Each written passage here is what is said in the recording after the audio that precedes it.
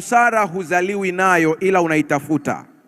Kwa hiyo tafuta maarifa, uweze kujua, jiongeze, soma vitabu, sikiliza watu, angalia watu waliokutangulia, jifunze kwa makosa ya watu wengine, maana hakuna kipya chini ya jua. Kila unachokiona kilitendeka tayari.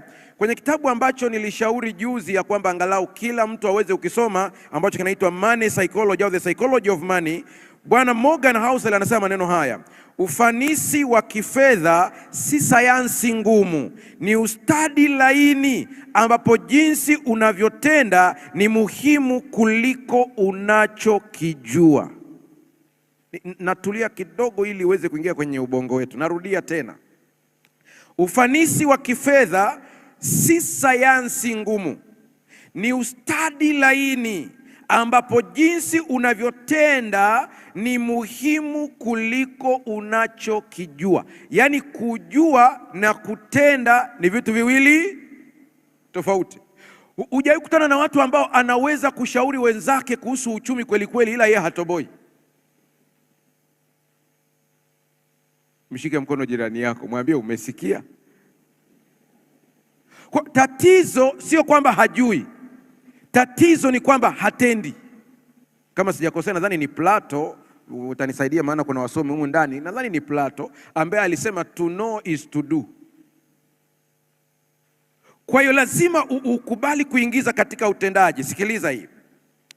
Wakati namalizia somo la juzi nikasema katika saikolojia wana matawi mengi. Moja ya tawi muhimu sana ni tawi ambalo naliita ni behavior science. Ni taaluma ya kutambua tabia, kwa nini mtu anatenda hivi. Wengi ambao mko hapa mnanisikiliza katika taasisi zenu, katika maofisi yenu, mmepewa kazi nzuri sana ya kuwa HR. Unapokuwa HR lazima ujue sayansi ya tabia za watu. Utajua ni kwa nini huyu anatenda hivi. Hata ukiletewa migogoro fulani na fulani wamegombana, yaani unatakiwa tu ukae utazame. Ukishajua zile hulka zao, inakusaidia kujua kwa nini waligombana. Kuna mtu ambaye unajua huyu siwezi kumuweka na watu watatu, watagombana tu, lazima atawagombanisha, ndivyo walivyo. Hii inakusaidia kujua asili ya tabia ya binadamu, na inakusaidia kujua kwa nini tunafanya maamuzi tunayoyafanya. Hii ni muhimu sana. Nakumbuka wale ambao mnafuatilia katika mitandao, Mheshimiwa Kikwete aliulizwa swali moja, akaambiwa ni kitu gani ambacho unajuta sana katika uongozi wako? Akasema hivi, ninachojuta ni kwamba nilimchukulia hatua mtu kwa maneno ya kuambiwa. Sasa baadaye nikaja kushtuka nimeshamtoa kwenye madaraka, na kuja kushtuka alikuwa ni innocent. Sasa katika taasisi, katika fedha, ukijua tabia za binadamu jinsi walivyo, inakusaidia kuchukua tahadhari. Natoa mfano. Ukienda kwenye taasisi mpya yeyote, wewe kama kiongozi umepelekwa pale, umehamishwa na shirika lako, jua, piga ua, kuna watu lazima watatangulia kukuletea maneno mapema, hawajatumwa na mtu, ndio tabia yao ilivyo.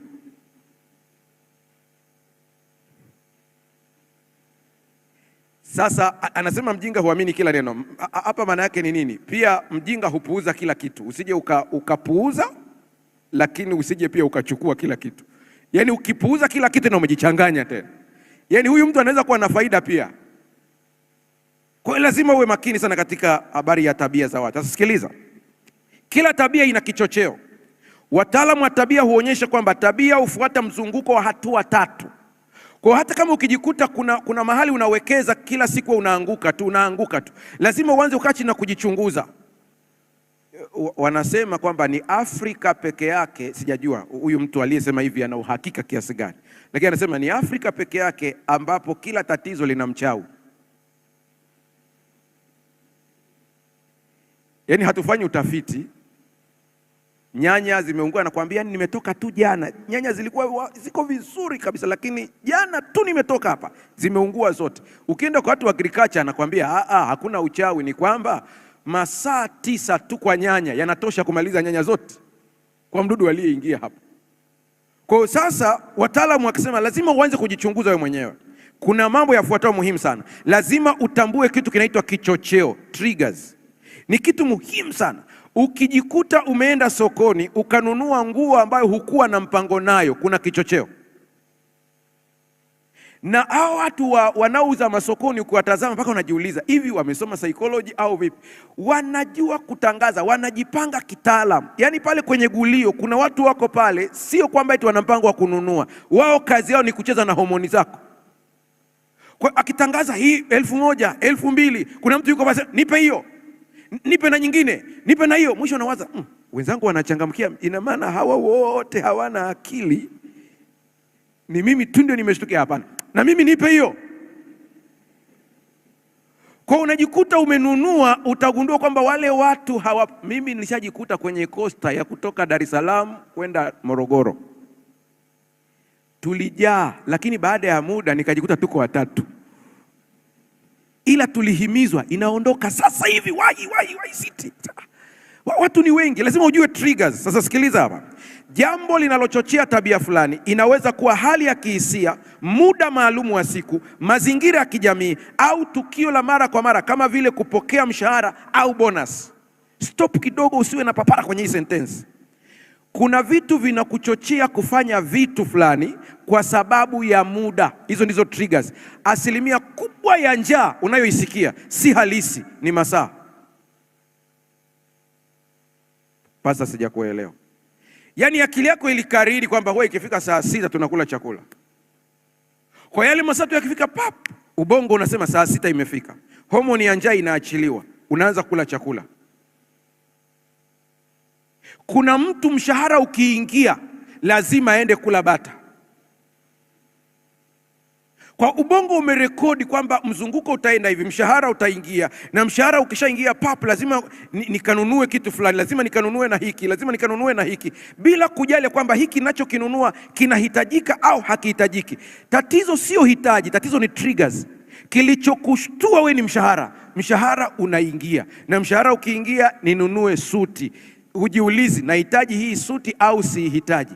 Baadhi ya wataalamu wa saikolojia ya uchumi wanashauri hivi: ukigundua ya kwamba mzunguko wako wa mshahara unakulazimisha kuwa na matumizi yasiyohitajika, anasema ni vizuri kujiwekea nidhamu kwa kuingiza pesa kwenye akaunti ambayo itakudhibiti kutoa.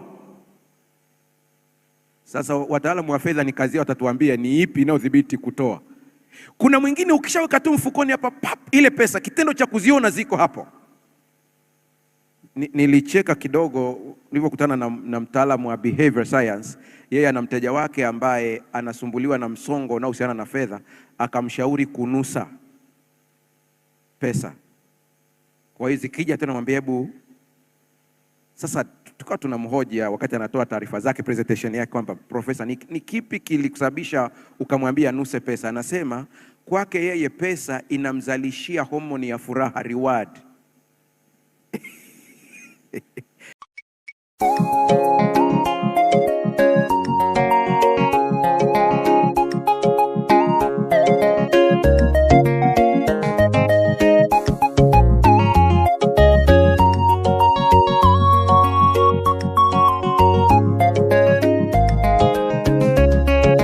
Jirani